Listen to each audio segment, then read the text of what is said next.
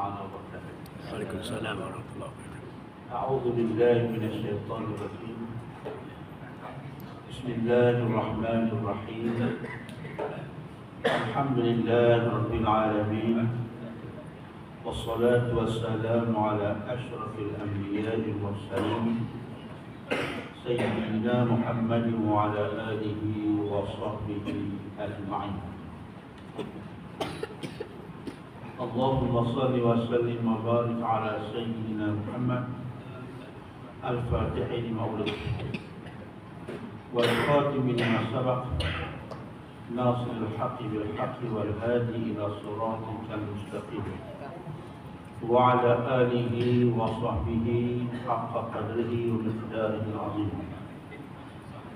قال سبحانك لا علم لنا إلا ما علمتنا إنك أنت العليم الحكيم ولا حول ولا قوة إلا بالله العلي العظيم. أما بعد.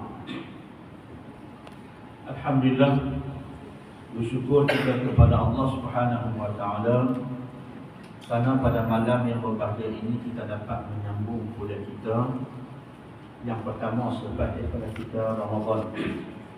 Dan tidak lambat kalau saya nak ucapkan tuan-tuan dan puan selamat menyambut Aidilfitri, maaf lahir dan batin. Mudah-mudahan takwa pada tahun ini meningkatkan lagi takwa kita kepada Allah Subhanahu wa taala, insya-Allah.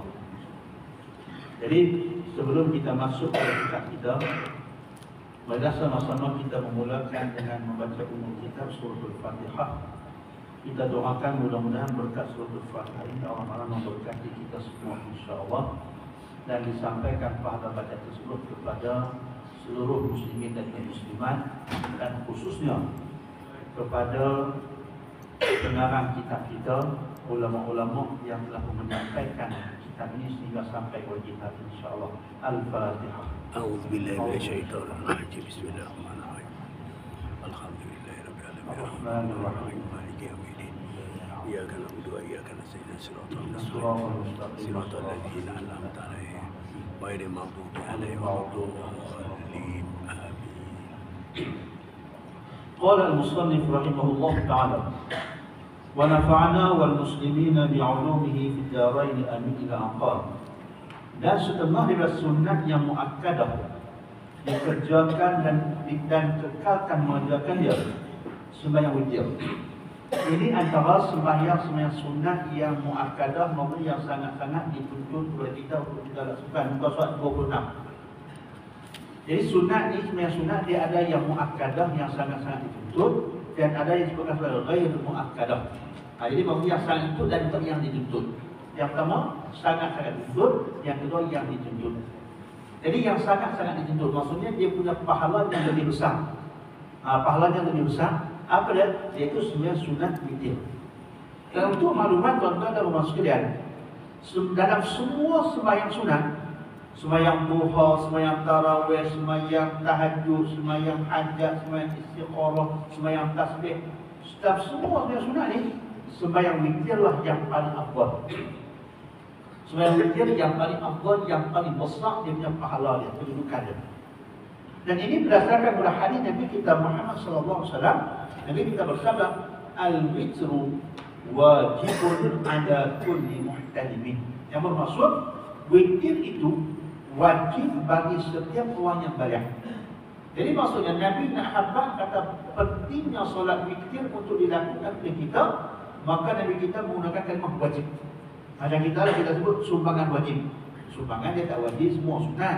Jadi kenapa kita kata wajib? Nak habaq kata pentingnya sumbangan tersebut. Maka begitu juga dengan solat witir ini, Nabi nak habaq kata pentingnya solat witir, maka Nabi kita kata al-witru wajibun ala kulli muhtalimin. Witir itu kata Nabi wajib atas setiap orang yang baligh. Maka berdasarkan kepada hadis ini, para ulama menyimpulkan bahawasanya dalam semua kategori sembahyang sunat, dalam semua jenis-jenis sembahyang sunat, maka sembahyang witirlah yang paling afdal. Cuma kita ni tuan-tuan dan puan sekalian, kita sebut witir ni, kita menjadi budaya kita laksanakan dalam bulan tarawih, dalam bulan Ramadan. Itu kebiasaan kita. Sebenarnya witir ini disunatkan kepada kita pada setiap malam. Cuma dalam bulan Ramadan kata ulama, disunatkan kita lakukan witir itu secara berjamaah. Sunat kita buat witir secara berjamaah itu dalam bulan Ramadan. Tapi lain bulan Ramadan, afdalnya kita lakukan secara bersendirian ataupun seorang-seorang. Dan witir ini pula terdapat dalam sunat timbul perbahasan. Ada hadis mengatakan bahwasanya ij'alu akhir salatakum bil-laili al-witr atau kama qala. Yang bermaksud jadikanlah sembahyang kamu yang terakhir pada waktu malam dia sembahyang witir. Maka berdasarkan kepada hadis ini, ulama mengatakan witir itu kita afdalnya kita lakukan pada sembahyang yang terakhir. Tapi bukan wajib. Ini kita faham. Witir ini bukan wajib, bukan mesti kita lakukan pada sembahyang terakhir. Cuma afdalnya dilakukan sembahyang yang terakhir. Kenapa? So ada hadis yang lain. Nabi kita bersabda kepada Sayyidina Abu Hurairah radhiyallahu anhu, "Awsani khalili an utira qabla an anam." Berkata Abu Hurairah, telah pun berpesan kepada aku, telah pun berwasiat kepada aku khalili kekasih hatiku. Maksudnya Nabi SAW pesan kepada Abu Hurairah, pesan apa? An utira qabla an anam, supaya aku mengerjakan sembahyang witir sebelum daripada aku tidur. Maka kepada hari ini yang penting dilakukan witir itu selepas dari solat Isya. Cuma disuruh afdalnya akhir sekali. Kita jadikan sebagai penutup kepada sembahyang. Tetapi kalau kita bimbang takut-takut tak sembahyang witir, maka afdalnya kita buat selepas dari solat Isya. Sebab kadang-kadang ada malam mungkin kita tak jaga sama sekali. Jaga-jaga dah pun masuk waktu subuh. Maka pada masa itu tentulah witir akan terlepas. Maka supaya tidak terlepas, maka afdalnya, eloknya kita lakukan lepas dari solat Isya. Kita buat lepas dari solat Isya. Jadi itu dalam witir itu tuan, terdapat perbezaan pandangan antara Sayyidina Abu Bakar dan Sayyidina Umar radhiyallahu anhu. Apa kata Abu Bakar? Abu Bakar kata, aku nak sembahyang witir lepas sembahyang Isya. Sebab kata Abu Bakar, aku takut kalau kelena tak jaga pun tak sembahyang. Sayyidina Umar pula tak, dia kata aku nak ikut witir lepas daripada solat tahajud. Aku nak ikut sebagai penutup sembahyang. Kerana itu sabda Nabi SAW. Jadi di sini maknanya, di antara para sahabat itu berlaku perbezaan di sudut pengamalan. Abu Bakar, dia punya amalan witir dia lepas sembahyang Isya. Sayyidina Umar witirnya lepas daripada sembahyang, lepas daripada sembahyang tahajud. Tak apalah kita kata Umar itu dia jaga tahajud. Tapi sebagai langkah berhati-hati disebah kepada kita ni. Maka sebelum kita solat, sebelum kita tidur, kita witir terlebih dahulu. Maka itulah yang terjadi. Kenapa? Sebab nak elak supaya tidak terlepas sama sekali. Tapi kalau kita yakin memang kita bangun alhamdulillah, maka afdalnya kita lakukan ataupun kita jadikan witir itu sebagai sembahyang yang terakhir.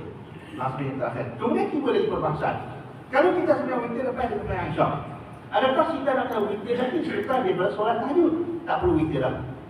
Tak perlu kita witir dah. Cukup dengan kita witir selepas dari solat Isya sudah pun memadai. Maknanya bila kita bangun tahajud, kita hanya solat tahajud saja. Kita tidak jadikan sebagai solat witir. Kita tak tutup dia dengan solat witir. Pasal apa? Sebab solat tahajud, sebab witir sudah pun kita laksanakan selepas dari solat fardu Isya. Qala. Dan setengah daripada sunat yang muakkadah, maksudnya yang sunat yang dituntut untuk kita lakukan apa dia? Bukan apa? Kerjakan, kita lakukan. Dan kekalkan. Kekalkan ini maksud kita buat setiap malam. Apa kita buat setiap malam? Bukan Ramadan saja. Mengerjakan dia sembahyang witir. Witir itu sunat kita buat setiap malam. Afdal kita buat setiap malam. Sabda Nabi SAW, Al-witru haqqun, faman lam yutir falaysa minna. Apa kata Nabi? Bermula dengan witir sebenarnya, maka barang siapa tidak mengerjakan witir, maka tiadalah daripada kami. Nabi nak nampak kata mulianya solat witir ni, sampai kata Nabi siapa tak witir, itu bukan dari kalangan kami. Kalangan kami ini apa dia? Ini tafsir ulama. Apakah maksud bukan dari kalangan kami itu bukan dari umat Nabi Muhammad? Tak, umat Nabi Muhammad, tetap umat Nabi Muhammad. Cuma orang kata apa? Bukan dari kalangan orang spesial di hari kiamat nanti. Orang masuk dapat pahala banyak, kita tak dapat banyak pahala yang banyak. Orang masuk syurga awal, kita tak masuk syurga awal. Pasal apa? Sebab kita kurang tentang sembahyang witir. Jadi orang yang sembahyang witir ini, dia bersama ataupun kita kata termasuk dalam kumpulan Nabi kita Muhammad SAW. Dan sebanyak-banyak sembahyang witir itu 11 rakaat. Witir paling banyak 11 rakaat. Takat 11 saja. Jangan ajak sampai 13 ataupun 17, tak, takat 11 saja. Dan kurang-kurangnya, ataupun sekurang-kurangnya serakaat. Paling koman 1 rakaat sudah pun memadai. Ini paling koman, paling leceh sunat witir 1 rakaat. Tetapi sayangnya jangan dikerjakan yang serakaat 2 kerana khilaf aula. Tapi kata Syekh Daud, jangan buat witir 1 rakaat, buat 3. Lebih daripada 1, 3, 5, 7 dan sebagainya. Pasal apa? Sebab kalau witir dia kata khilafu aula. Apa maksud khilafu aula? Khilafu aula contoh dia dekat dengan makruh. Dia ada satu istilah dalam makruh. Makruh bermaksud sesuatu yang dibenci. Yang mana makruh ni kalau kita tinggalkan dapat pahala. Kalau kita buat tak dosa. Khilafu aula ni dia dekat-dekat dengan makruh. Tapi dia tak sampai makruh. Dekat-dekat dengan makruh maksudnya tak elok lah. Tak apa nak elok kita buat 1 rakaat. Eloknya 3 rakaat. Dan tiada mengapa simpankan sekurang-kurang akmalnya 3 rakaat. Maksudnya apa? Tapi kalau kita kata nak bagi elok, kita nak bagi sempurna dia, paling kurang 3 rakaat. Itu paling kurang. Paling kurang 3 rakaat. Itu yang dia katakan ni, sekurang-kurang akmalnya, sekurang-kurang yang sempurna. Maksudnya apa? Sempurna tu 11. Sempurna 11. Bawah sikit 9. Bawah sikit 7. Bawah sikit 5. Kemudian hak paling leceh 3. Leceh lagi 1 rakaat. Itu paling kurang sekali lah. Tapi orang kata apa, kalau kita kata nak ambil hak elok ni, hak paling kurang elok kita kata 3 rakaat. Tapi belajar 5 lagi baik daripada 3, 7 lagi baik daripada 5, 9 lebih baik daripada 7, 11 lebih baik daripada 9. Kemudian dibaca ayatnya pada rakaat yang pertama kemudian Fatihah. Ini sunat tuan-tuan. Sunat kita baca ni kalau kita sembahyang 3 rakaat. Sunat kita baca pada rakaat yang pertama selepas daripada kita membaca Fatihah apa dah? Sabbihisma rabbikal a'la. Sebab sabbih surah al-a'la. Kata sabbihisma rabbikal a'la. Ini sunat dia baca tu. Maknanya apa? Kalau kita baca surah lain, pahala sah. Sembahyang sah, tapi tak afdal. Walaupun lagu sudah. Takiklah lagu apa pun. Contoh kita kata rakaat pertama baca tabarakal ladzi contohnya. Rakaat ataupun rakaat yang pertama tu kita baca apa? Baca surah An-Najmi ke, surah Ar-Rahman ke apa ke? Boleh tak boleh? Boleh, tapi tak afdal. Afdalnya rakaat pertama kita baca Sabbihis rabbikal a'la. Dan pada rakaat yang kedua kemudian daripada Fatihah qul ya ayyuhal kafirun. Rakaat kedua kita buat 3 rakaat. Rakaat yang kedua sunat kita baca qul ya ayyuhal kafirun. Dan pada rakaat yang ketiganya kemudian Fatihah kita baca apa? Qul huwallahu ahad. Rakaat ketiga kita baca qul huwallahu. Ataupun surah Al-Ikhlas. Surah Al-Ikhlas. Demikian lafaz niatnya usolli sunnatal witri raka'ataini lillahi ta'ala. Dan pada lafaz niat yang serakaat itu demikian bunyi usolli sunnatal witri raka'atan lillahi ta'ala. Itu lafaz niat. Yang penting niat di hati itu. Niat di hati kita, aku sembahyang sunat witir 2 rakaat ataupun 1 rakaat kerana Allah Subhanahu wa taala. Cuma sini timbul tentang persoalan. Ada orang kadang-kadang dia baca ataupun orang pertama dia kata usolli sunnatan muqaddimatal witri. Ada kata lutuf. Ataupun memandang yang kita kata usolli sunnatal witri rakaat ini. Kedua-dua tu boleh. Pasal apa? Sebab dalam hadis Nabi kita sebut begini. Sayyidah Aisyah kata Nabi kita witir dengan 3 rakaat dengan 2 kali salam. Nabi witir 3 rakaat 2 salam. Maknanya dalam hadis tersebut Sayyidah Aisyah tidak mengatakan 2 rakaat yang pertama sebagai muqaddimatul witri, yang akhir mau witir dah. Nabi Sayyidah Aisyah kata 3 rakaat 2 salam. Maknanya sekali, tapi itu Syekh sebelum usolli sunnatal witri raka'ataini. Dia kata muqaddimatul witri. Dah disebut pada raka'ataini. Witir 2 rakaat. Nah, abang kata apa? Cantum 2 dengan 1 tu, 3 tu dia panggil witir. Bukan masuk witir tu 1 dah. Memang kalau witir tu ganjil, betul, witir tu ganjil. Tapi masuk witir ni lah, 3 tu gabung sekali. Jadi maka 2 campur 1, 3. Maka itu dikatakan witir. Itu dikatakan ganjil. Bukan bermaksud witir itu 1 dah. Witir ini bermaksud ganjil, bukan wahid. Kalau wahid 1. Wahid bermaksud 1. Witir bukan wahid. witir bermaksud ganjil. Ganjil dia pula 1, 3, 5, 7, 9, 11. Itu dia panggil ganjil. Ni kalau kita bagi matematik dia kata tu lah. Ganjil. Ganjil itu bermaksud 1, 3 ataupun 5, 7, nombor yang tak boleh bagi. Kalau 2 bagi 2, bagi 1, bagi 2 dapat soal 1. 4 bagi 2 dapat soal 2. Itu dia boleh bagi macam tu. Tapi kalau 1, 3, 5, 1, orang bagi nombor ganjil yang tak boleh dibagikan. Kalau bagi 2 dapat 1,5 ataupun 2,5 dan sebagainya. Maka masuk pada witir ganjil. Bila sebut ganjil maknanya 2 sampai 1, itulah dikatakan witir. Itulah yang dikatakan witir tuan-tuan dan puan-puan. Itu kata Syekh Al-Fatani di sini, usalli sunnatal witri rak'ataini. Cuma ada orang berhati-hati dia kata bukan di mata tak soalan walaupun yang dimayang tuan-tuan. Tu satu keling dah bab ni. Satu keling, dua-dua tu ada hujah dia. Dua-dua tu ada pandangan, yang penting sembahyang ke dah.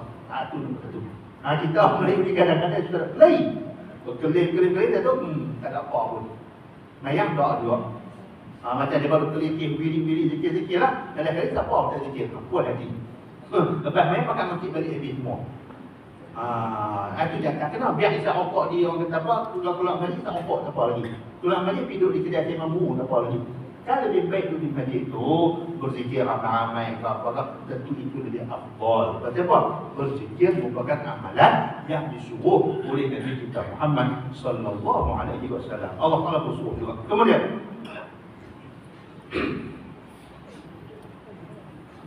dan setengah daripada sembahyang sunat yang muakkad juga. Apa dia? Pada duha. Kemudian sembahyang sunat duha.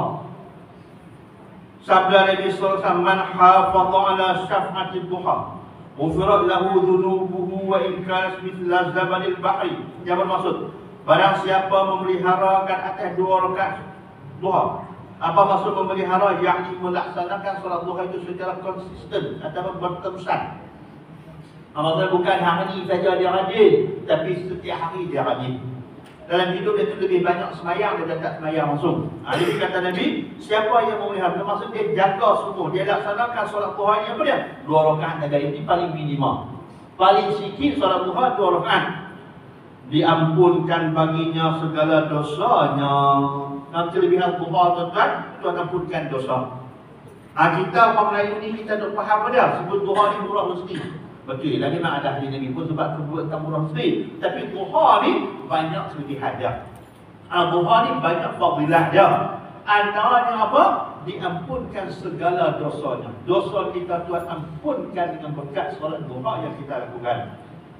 Dan kalau ada ia seumpama buih di laut, maksudnya buih dosa banyak. Banyak mana? Ada buih di laut. Kita pergi naik kapal, naik ferry, kita tengok buih banyak mana di laut. Oh banyak buih ni. Walaupun dosa kita sebanyak itu, duha insya-Allah menjadi penkifarat, penghapus kepada dosa-dosa yang dilakukan oleh kita. Maka itu tuan-tuan, ada kesempatan solatlah duha. Jangan abai, jangan jadi sama kita ni orang kata apa, usia tu hujung-hujung lah ni. 50 ke atas dah tak berjakan 50 ke atas ni. Ada sini 30 ke bawah. Tak ada apa nak. Masih kalau kita nak muda apa nak. Tak ada apa muda apa yang ni. Semua tua-tua belakang. Tak apalah. Dah tua belakang dah kita ya pun gigi luruh dah tuan-tuan lepas kira ni. Nah, abang kata apa umur kita ni amalan yang kita tak boleh tinggal. Umur kita tuan-tuan ni amalan yang kita tak boleh tinggal. Sebab Nabi bagi tahu kata solat duha ni menghapuskan semua dosa. Maka kita ni dosa banyak. Salah kita banyak. Maka kita harap mudah-mudahan berkat kita beramal ni Allah ampunkan dosa kita insya-Allah. Kita harap yang itulah. Kita harap yang itu. Sebab kadang-kadang kita ni tuan-tuan, kita berfikir duha ni murah rezeki. Aku nak nega kena duha dulu. Aku nak kerja kena duha dulu. Sebab duha ni murah rezeki. Nampak duitnya. Kena buat minta tu. Dan duha ni tuan-tuan, ulama kata yang kata murah rezeki ni bukan mesti duit saja, termasuk murah ilmu. Rezeki itu ilmu, termasuk ilmu itu termasuk atas rezeki. Dari itu kita anak-anak yang mengaji sekolah kena biasakan mereka, tuan-tuan, ajak mereka, biasakan mereka sembahyang sunat duha. Tanya dari Imam, apa ada kesempatan sembahyang duha? Ada kesempatan sembahyang duha. Pasal apa? Duha ni Tuhan bagi murah rezeki. Kalau kami sebagai mak ni, kami harap duit kan sebab nak bela apa tadi. Tapi hampa ni zaman mengaji hampa nak ilmu. Bila dia nak ilmu, solat duha jangan tinggal. InsyaAllah Tuhan bagi rezeki ilmu ke apa? Kita pernah dalam ilmu, tapi hak budak pergi sekolah tu tentulah lebih diutamakan tuan-tuan dan puan sekalian. Dan lagi sabda Nabi sallallahu alaihi wasallam, berpagi-pagi atas tiap-tiap segala sendi dia seorang kamu berkenak sedekah, maka tiap-tiap tasbih sedekah. Ini tuan-tuan cerita hadis Nabi. Nabi bagi tahu kita anak Adam ni, Tuhan cipta kita yang tak cacat, yang sempurna. Kejadian ni memiliki 360 sendi. Di sendi kita ada 360. Hadis apa keajaiban tuan-tuan? Keajaiban. Pasal apa keajaiban? Nabi habaq lebih dari 1400 tahun yang lalu, manusia ni sendi dia ada 360. Mai zaman lah, zaman moden ni, maka orang buat kajian atas tubuh badan manusia. Jadi dia ambil manusia ni, dia polai satu-satu tu. Polai, apa dia betul. Manusia yang normal, manusia yang sempurna, yang tak cacat apa, memiliki sendi 360 sendi. Dan hadis pun tuan-tuan termasuk angka hujah yang menyebabkan ramai orang bukan Islam masuk Islam.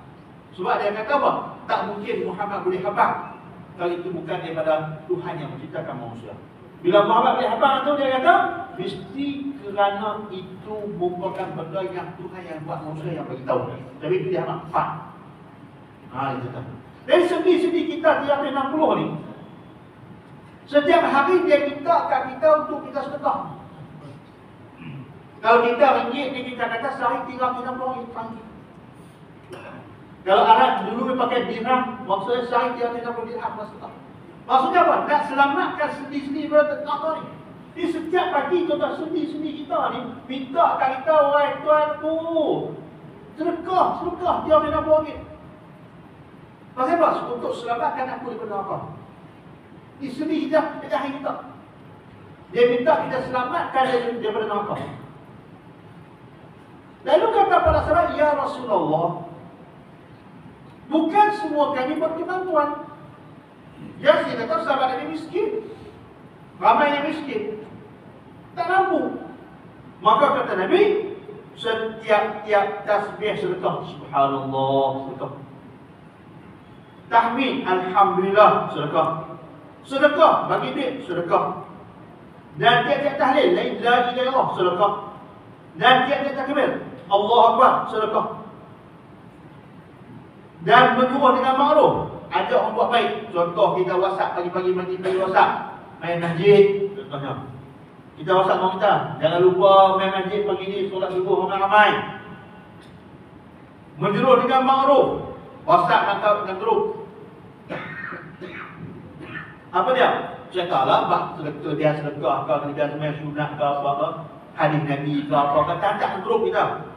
Sedekah. Dan tegah dan mungkar. Ada orang buat jahat, cegah. Dan jangan buat jahat, jangan buat tak betul, jangan buat mungkar, jangan buat maksiat. Sedekah kata Nabi. Maknanya kita nak sedekah sehari 360 ringgit, kita tak mampu. Maka setiap hari kita kena ramai. Subhanallah, alhamdulillah, la ilaha illallah, Allah Akbar. Pastikan setiap hari tuan-tuan dan puan sekalian, kita beramal sekurang-kurangnya 360 amalan.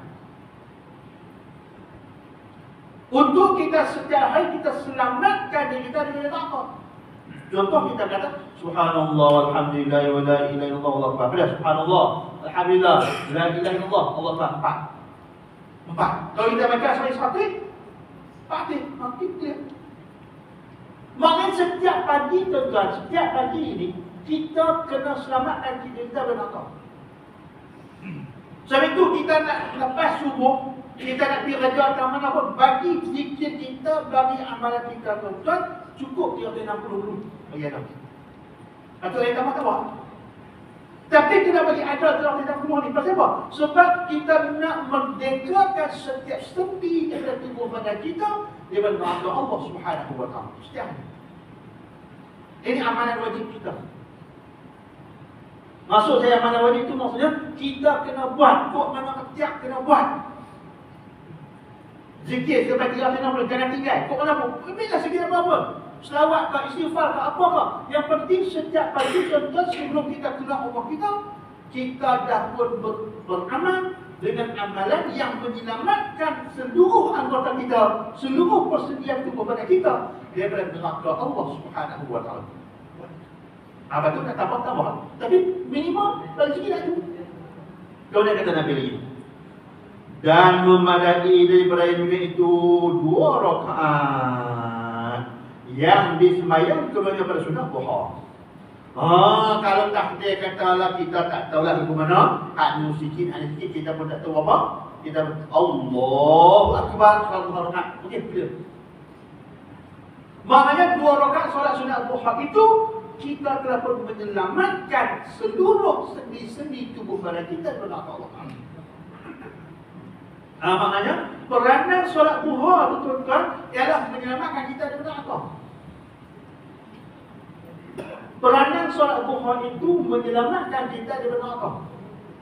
Jadi kalau kita boleh gabung semua sekali, subhanallah ada, alhamdulillah ada, Allah Akbar ada, la ilaha ada, solat duha ada, Allahu Akbar, untung kita tuan-tuan. Pasal apa untung? Pasal kita setiap hari telah pun berusaha menyelamatkan anggota tubuh badan kita keseluruhannya daripada neraka Allah Subhanahu wa taala. Saya boleh tuan-tuan, saya tengok kuliah Syekh Mutawi Sya'rawi rahimahullah taala. Kata Al-Quran tersebut, وَالذَّاكِرِينَ اللَّهَ كَثِيرًا وَالذَّاكِرَاتِ. Dan orang lelaki dan perempuan yang banyak zikir kepada Allah Taala. A'addallahu lahum maghfiratan wa ajran 'azima. Allah sediakan untuk mereka keampunan dan pahala yang besar. Dalam ayat tersebut Tuhan sebut dan lelaki dan perempuan yang banyak berzikir kepada Allah. Allah sediakan untuk mereka keampunan dan pahala yang banyak, yang besar. Maka yang kata zikir yang banyak tu banyak mana? Memang Tuhan sebut zikir yang banyak, banyak tu banyak mana? Nanti kita kata jutawan lah. Orang kaya. Sejuta kaya lah. Jutawan tu kalau ada juta. Kau ni dah berapa? Dia RM1.2. Jutawan juga. Kau ni 4 juta. Jutawan juga. Memang gelaran jutawan tu sama. Tapi nilai dia punya duit dia tu tak sama. Sejutawan tak juta, kau bagi kau apa? Itulah dia buat. Maka dalam ayat tersebut dan lelaki dan perempuan yang banyak berzikir kepada Allah. Tuhan tak habaq zikir banyak tu banyak mana? Cuma perlu banyak kan? Maka kata Syekh Sya'rawi, paling kurang supaya kita masuk dalam kumpulan ayat tersebut, kita dimasukkan dalam sedarai orang yang banyak berzikir kepada Allah ialah subhanallah walhamdulillah wa la ilaha illallah wallahu akbar sebanyak 30 kali. 33 kali. Itu paling kurang. Paling kurang. Sebab itu ini zikir tuan-tuan yang kita tak boleh abah. Subhanallah walhamdulillah wa la ilaha illallah wallahu akbar. Sama ni la haula wa la quwwata illa billah. Sehari 33 kali. Ini zikir yang kalau bahasa mudah, kata yang saya kata bahasa wajib, zikir wajib kita. Pasal apa? Sebab zikir itu bila kita zikir dengan zikir tersebut subhanallah walhamdulillah wa la ilaha illallah wallahu akbar wa la haula wa la quwwata illa billah sebanyak 33 kali. Jadi ni kita masuk dalam ayat yang tersebut a'addallahu lahum maghfiratan wa ajran 'azima. Allah sediakan untuk mereka maghfiratan, keampunan, wa ajran 'azima, dan pahala yang besar. Maka hari tuan amalan kita, hari kita wajib berapa? Maksudnya apa?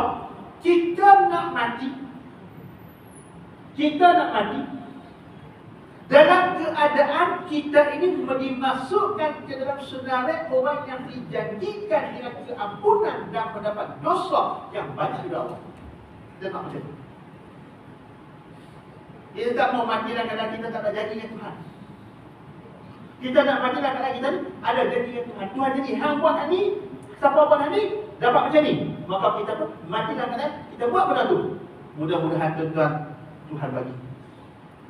InsyaAllah, Allah tak akan buat naik kat kita tuan-tuan. Allah tak buat naik. Allah rabbuka bidzallami lil abid. Dan Tuhan kamu kata Allah, sikit pun tak buat zalim kat hamba. Dia tak buat. Buatlah tuan-tuan. InsyaAllah Allah akan muliakan kita bila kita mati nanti, insyaAllah. Tapi kena ramai, tak ramai tak boleh. Kalau siapa kena ramai, Tuhan SWT kata, udkhulul jannata bima kuntum ta'malun. Masuklah kamu dalam syurga dengan amalan yang kamu amalkan. Bila kita amal tu, bermaksud tuan-tuan kita dapat rahmat Allah. Saya dengar tadi satu kuliah tuan-tuan. Seorang sahabat Nabi SAW, dia tanya kat Nabi, ya Rasulullah, dia malu nak tanya. Dia masa malu nak tanya kat Nabi, tapi tak tanya pun tak boleh. Nak tanya pun nak tahu. Apa dia? Saya ni sembahyang tak khusyuk. Takut ibadat Tuhan tak terima. Nak kait dengan cerita zikir kita. Tapi dia ya, kalau tak khusyuk ni tuan-tuan, semua kita pun baca mana. Baca. Jadi tiba-tiba tuan-tuan, ada budak kecil parkir berjalan. Jalan jatuh. Lepas tu buat dia mungkin penuh anak akak budak kecil. Bila kita tengok tu, nampak? Kata Nabi, walaupun dia jatuh tak naik kamu dia, buat dia tak biar. Budak tu dia tak naik kamu dia jatuh, buat dia angkat dia, buat dia tak biar dia. Maka macam itulah kita Nabi kat Tuhan. Yang penting kita Nabi kat Tuhan. Yang penting kita Nabi kat Tuhan. Kita beramal, kita berzikir, kita buat. Sebab aku nak fikir Tuhan. Masalah nak jatuh tu macam mana? Dia main riak, dia main khusyuk, dia main tak khusyuk. Tapi macam mana Tuhan? Kita pun tak mampu nak lawan semua tu. Memang dia main sebab kita manusia biasa, kita bukan Nabi yang maksud. Tapi lah hati kita ni, apa nak fikir Tuhan? Jadi mak yang seorang ibu ni peluk anak dia, angkat anak dia. InsyaAllah, Allah yang Maha Pengasih, Allah yang Maha Penyayang, Allah yang Maha Pengampun, dia angkat kita. Allah dia angkat. Dia kawan naik kita. InsyaAllah mati nanti kita akan bahagia. Mati dah insyaAllah. Yang penting tuan-tuan, kita nak pergi ke Allah Ta'ala. So kita pergi ke Tuhan. Buat apa? Ramai. Niat kita nak pergi ke Tuhan. Kita doa minta Allah. Ya Allah, ambillah aku ya Allah. Kita minta Tuhan ambil kita. Tuhan sambut kita. Tuhan terima kita. Dengan rahmat dia. Dengan kasih sayang dia. Dengan keampunan dia. Dengan maghfirah dia. Dengan latif dia. Kita minta dia ambil kita tuan-tuan Rasul. Yang penting kita dia ucap salat dia. La taqnatu min rahmatillah. Jangan kamu putus asa dengan rahmat Allah. Tuhan pun tahu kita lemah. Sebab itu Tuhan waktu pun satu firman. Dan kita pun ramai tengok. Selalu kita ramai apa dah? La tuhammilna ma la taqata lana bihi Allah. Janganlah kamu bebankan kami kami. Kita mampu nak buat. Nak jaga hati tuan-tuan bukan senang. Tak mampu kita. Membawa tak apa boleh makan. Cucu hidup buah cili tuan-tuan dapat tiang. Tak jaga hati bukan senang. Macam mana? Kita kat Tuhan. La tuhammilna ma la taqata lana bihi. Ya Allah, jangan kau bebankan kami yang kami tak mampu. Wa'fu 'anna. Ampunkanlah kami ya Allah. Waghfir lana, maafkanlah kami ya Allah. Warhamna, kasihanilah kami ya Allah. Siapa? Kami tak boleh. Kami tak kat ni pun. Tak bimbing tak boleh. Tak kat ni pun. Kita tahu tak bimbing orang ni. Ni kalau kita kata Terbaik dah yang mampu kita buat. Dekat ini kita pergi. Warhamna kasihna kami. Anta maulana, kau lah Tuhan kami. Maksudnya apa? Kami tak minta rahmat, tak nak siapa ya Allah. Kalau bukan rahmatmu, kalau bukan kasih sayangmu, kalau bukan kelembutanmu, siapa lagi yang boleh minta? Tapi tak ada siapa lagi, tak ada siapa. Kau lah. Fansun ala al-kafirin, tolonglah kami Allah mengalahkan orang yang kafir. Itu kita mintakan Tuhan. Jadi seperti kita pakai. Jadi sejak itu Tuhan, zikir kita, amalan kita, jadi kuat berarti tidak perlu. Kemudian kita tutup dengan duha. Dia kata Nabi, kalau buat duha walaupun kan, tak ada zikir pun dah cukup dah. Takat nak bebas sendiri, dah boleh dah. Cuma macam saya katakan tadi lah, kita nak jutawan. Bukan jutawan tu maksud kita nak duit juta lah. Mungkin 40 juta, mungkin 40 juta, mungkin 60 juta. Banyaklah jutawan yang mungkin banyak duit lah.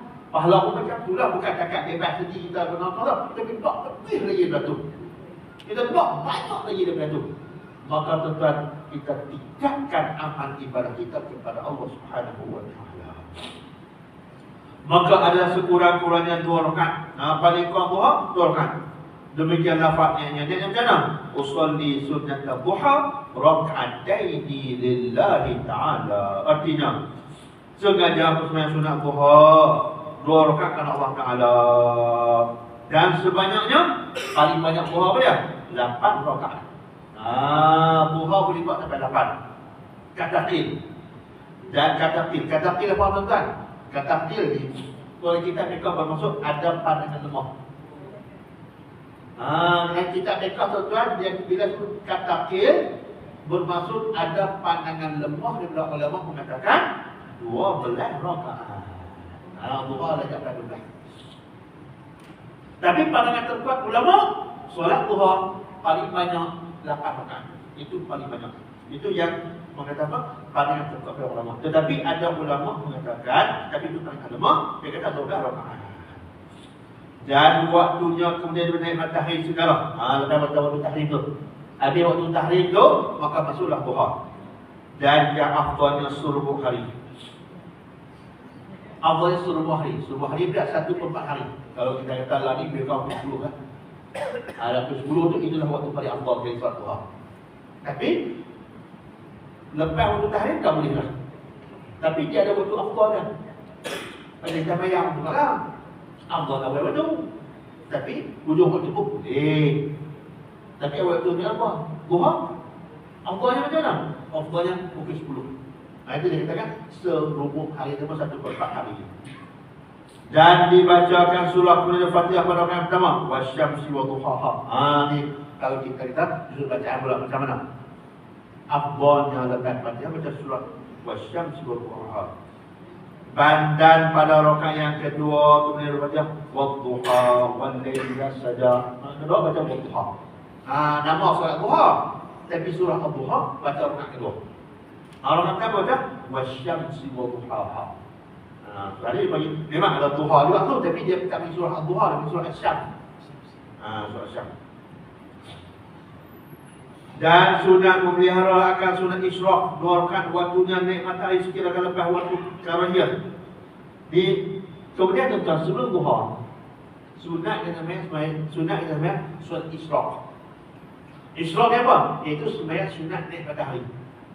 Isyraq bermaksud sembahyang sunat naik matahari. Waktu dia bila? Dia kata sekira-kira lepas waktu karahiyah. Maksudnya lepas waktu tahrim tu. Iaitu habis waktu tahrim tu, masuklah. Lepas tahrim tu masuklah sunat apa nama surah sunat isyraq. Lepas tu solat duha. Maksudnya sebelum duha sunat isyraq tu. Tapi kedua solat tu lepas dia waktu tahrim. Lafaznya usolli sunat isyraq rak'ataini lillahi ta'ala. Aku sembahyang sunat isyraq 2 rakaat kerana Allah Taala.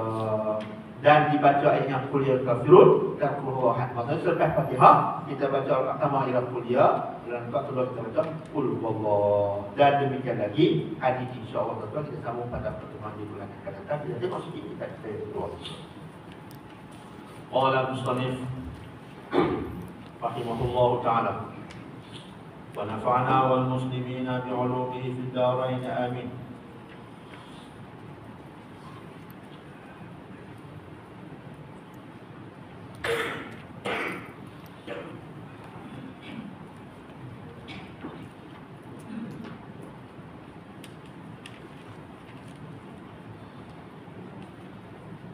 Jadi bagaimana kita nak elak daripada dilantik menjadi pemimpin? Elak untuk dijauhkan daripada dilantik menjadi pemimpin dan sebagainya. Maksudnya kita nak elak diri tak mau jadi lantik jadi ketua. Muka surat 31 atas. Jadi tuan-tuan, menjadi pemimpin dia merupakan satu amanah. Amanah. Tapi nak biar negara tidak pemimpin tak boleh. Negara mesti kena ada pemimpin. Tetapi selagi mana kita boleh elak, kita kena elak. Pasal apa? Kerana pemimpin dia bermaksud kita memegang tanggungjawab. Kita akan dipersoal dan akan ditanya di hari kiamat nanti tentang siapa yang dipimpin oleh kita. Masalah lebar macam-macam. Ada kita baca lagi lah yang itu musolli ni. Oh, tanggungjawab aja berat. Bukan senang pun nak tengok masalah apa nama wakat sembahyang lah, apalah macam-macam. Bahkan tuan-tuan, sudah bincang tuan-tuan kita. Bila kita masuk Ramadan, kita baca firman Allah. Syahrul Ramadan alladzi unzila fihi al-Quran. Bulan Nas. Bulan Ramadan merupakan bulan diturunkan Al-Quran yang mana apabila hudan Nas petunjuk kepada manusia. Hari ini tuan-tuan, Quran ini dia menjadi panduan kepada Islam. Tapi dalam ayat dia kata linnas kepada manusia. Maknanya kita orang Islam, pemimpin-pemimpin Islam dan sebagainya bertanggungjawab untuk menyampaikan Islam Al-Quran kepada orang Islam. Tidak. Semua itu. Tapi realitinya hari apa yang berlaku tuan-tuan? Mana ada orang bukan Islam masuk Islam? Hang raja ke mufti ke semua tak ada orang kafir masuk Islam. Kita pernah dengar mufti ke raja orang kafir masuk Islam? Tak.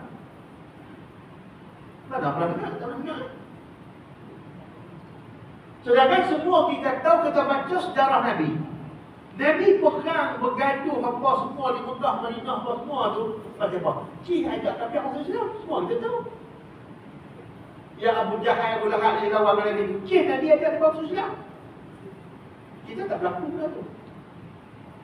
Tak berlaku benda. Kita tak sampai ke Islam kepada orang bukan Islam.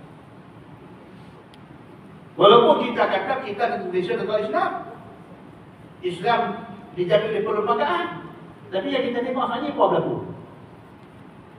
Majlis Rubus Kupang tak dapat. Tolong Rubus Kupang tak dapat.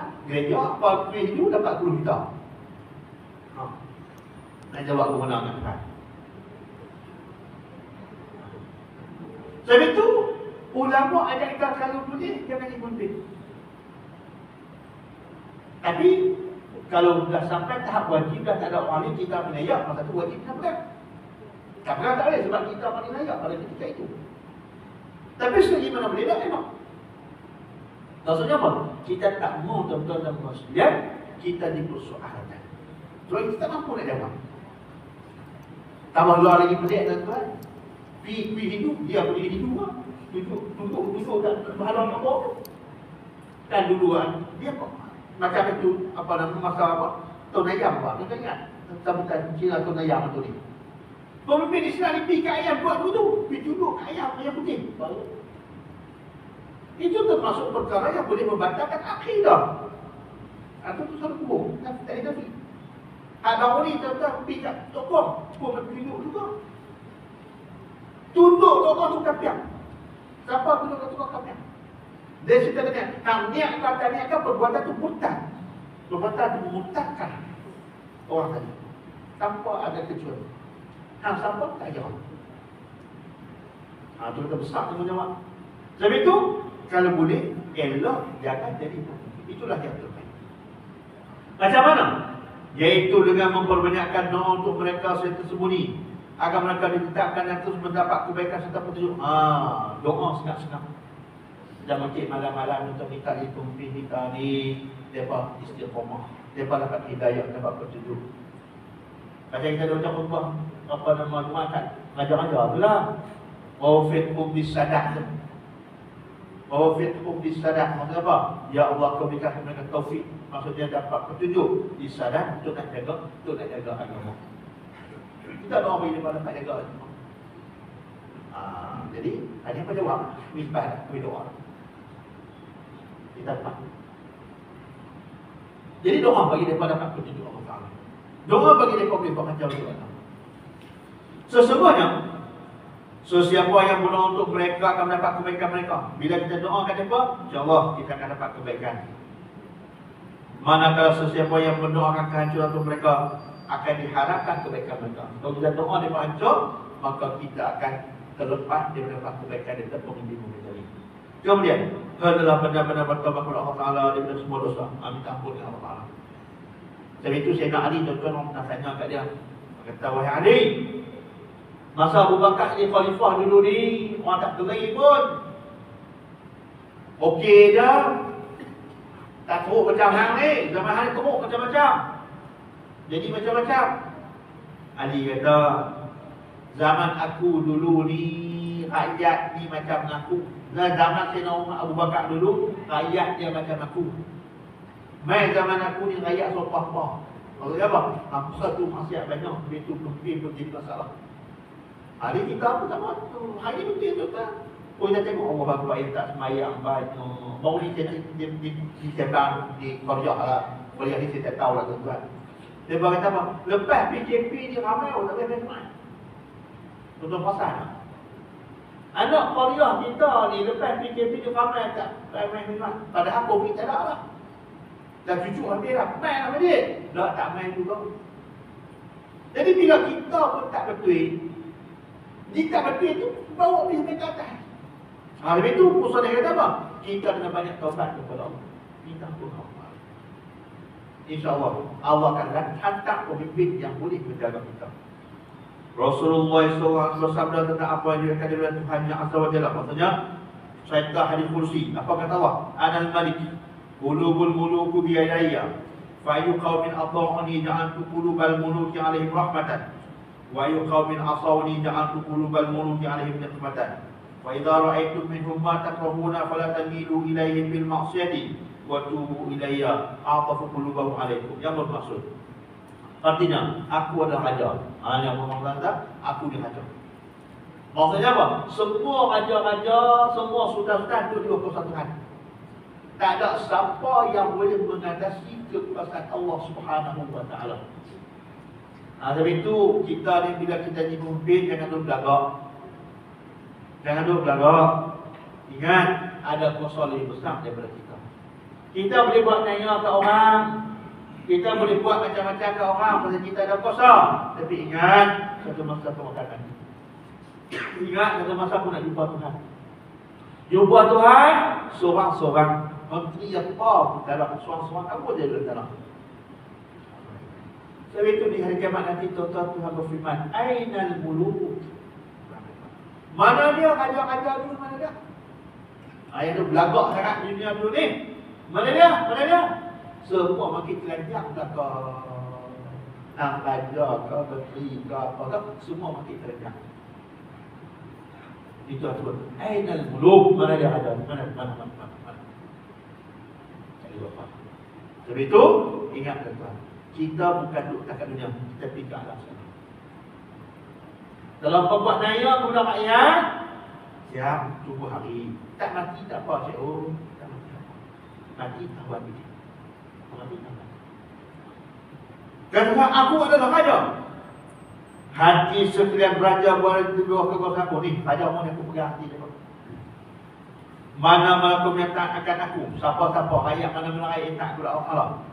Nescaya aku jadikan hati raja-raja kasih akan bila kita taat, okey, raja pun kuasa kasih akan kita. Pasal apa? Kasih taat kita kepada Allah. Dan mana-mana kaum yang bermaksiat terhadap aku, akan aku jadikan hati raja-raja benci terhadap Bila kita maksiat, ada peluang kita. Itu yang berlaku kezaliman yang berbagai-bagai. Macam-macam maksiat kezaliman berlaku atas kita. Pasal apa? Pasal kita maksiat kepada Allah. Maksudnya Tuhan jadikan pemimpin kita itu orang yang hukum kita di dunia sebelum kita lagi. Kita tak mati lagi, kita hukum syarat. Jadi bau mahal, duit tak cukup, pemborotan harta negara, macam-macam punca dan maksiat kita. Kemudian, apabila kamu melihat sesuatu yang tidak disukai, lapor dia oleh mereka. Jangan sekali-kali kamu bercenderung kepada mereka dengan terus sama melakukan maksiat. Kalau tengok ada buat taktik, Perdana Menteri apakah banyak taktik, jangan buat maksiat di depan juga. Depa maksiat kita dan maksiat lain. Depa nak kecoh, kita jangan kecoh. Depa nak tipu, kita jangan tipu. Depa nak rasuah, kita jangan rasuah. Ada orang hanya dia kata apa? Kalau aku tak ambil, depa ambil. Dia boleh silap apa tu? Ada. Dia makan rasuah ni. Dia tahu kita makan apa makan. Maksudnya daripada depa masuk makan, baik hang masuk makan. Begitu. Takkan begitu. Daripada masuk makan, hampa masuk lah. Aku tak mau. Aku tak mau masuk. Pada masuk apa? Aku masuk aku dah. Aku tak mau. Dia katakan sini. Kalau depa buat tak macam kita jangan turun buat macam mereka. Pasal apa? Semua kita dipertanggungjawabkan terhadap apa yang kita buat. Masalah apa? Bukan guru aku tetap berdoa yang terbaik. Dan adalah kamu taubat kepada aku. Saya akan lembutkan hati mereka terhadapmu. Jadi kata Allah Ta'ala, kita dikena bertaubat kepada Allah. Banyak istighfar kepada Allah. InsyaAllah berkat istighfar, berkat taubat kita kepada Allah, Allah akan jadikan pemimpin kita baik dengan kita dan kita masyarakat. Tapi ialah bila kita berjauh dengan Allah, kita maksiat kepada Allah, maka pemimpin kita tidak akan baik dengan kita. Kemudian Rasulullah bersaudari, kama takunu yuwalli alaikum, yang bermaksud seperti mana sikap kamu, begitu pemimpin akan dilatih untuk memimpin kamu. Kita macam mana? Pemimpin kita macam itulah. Kalau kita ingin pertikaian dunia, pemimpin kita pun macam itulah akan pertikaian. Kalau kita suka maksiat, pemimpin kita pun maksiat juga. Kemudian Nabi kita bersaudari, amalukum ummakum, artinya amalan kamu adalah pemimpin kamu. Maksudnya amalan kita tu mencerminkan kepada kepimpinan yang ada pada negara tersebut. Jadi kalau kita tengok kita tak macam tu lah. Kita pun macam tu lah. Cuma kita itu ada peluang nak buat jahat. Tak ada peluang makan rasuah. Tu dia tak makan rasuah loh. Tapi dah depan tu ada peluang, dia cekau tu pula sebab depan ada peluang. Kita sebab tak ada peluang tu. Kalau ada peluang tak usai, kita pun macam tu juga. Ini yang dikatakan tadi. Sebenarnya cerminan kepada kita. Sebab itu kita kena kembali balik kepada Allah. Kemudian terakhir, antaranya lagi ialah jangan membantu mereka untuk melakukan kezaliman. Jadi kalau dia buat tak betul, cukuplah biar dia pun tanggung, bukan kita yang turut sama bersama dengan mereka. Allah Subhanahu wa Ta'ala a'la wa a'lam.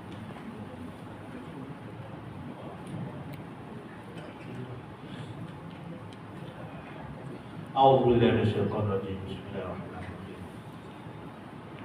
Alhamdulillahirabbil alamin wassalatu wassalamu ala asyrafil anbiya'i wal mursalin sayyidina Muhammadin wa ala alihi wa sahbihi ajma'in. Allahumma inna nas'aluka ridhaka wal jannah wa na'udzu bika min sakhatika wan nar. Allahumma 'allimna ma yanfa'una wa 'allimna rabbana hab lana min azwajina wa dhurriyyatina qurrata 'ayunin waj'alna lil muttaqin imama wa qina rabbana wa qina adhaban nar. Allahumma adkhilna al-jannata ma'a habibika sallallahu alaihi wasallam wa rasulih. Rabbana wa la tuhammilna ma la taqata lana bihi wa'fu 'anna waghfir lana warhamna anta maulana fansurna 'ala al-qawmi al-kafirin wa subhanaka Allahumma wa bihamdika wa ashhadu an la ilaha illa anta astaghfiruka wa atubu ilaik.